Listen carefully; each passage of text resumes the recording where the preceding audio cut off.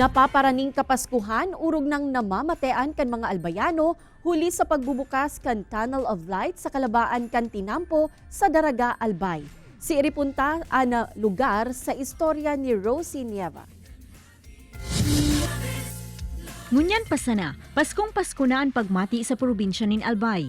Haros magkakasabay na kayang nagbukas ang mga Christmas decoration sa manlain-lain na lugar.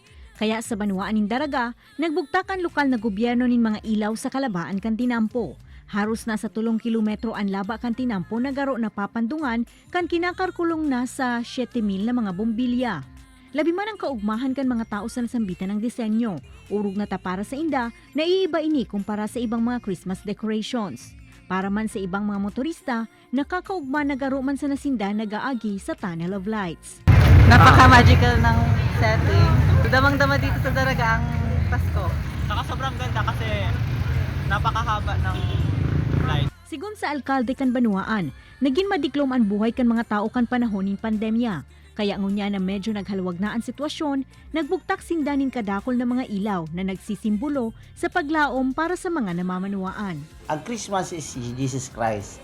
So sabi nga nila, pag may ilaw, parang may pag-asa, di ba?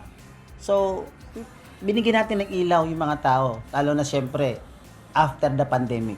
Ini si Rosie Nieva, Balitang Bicolandia.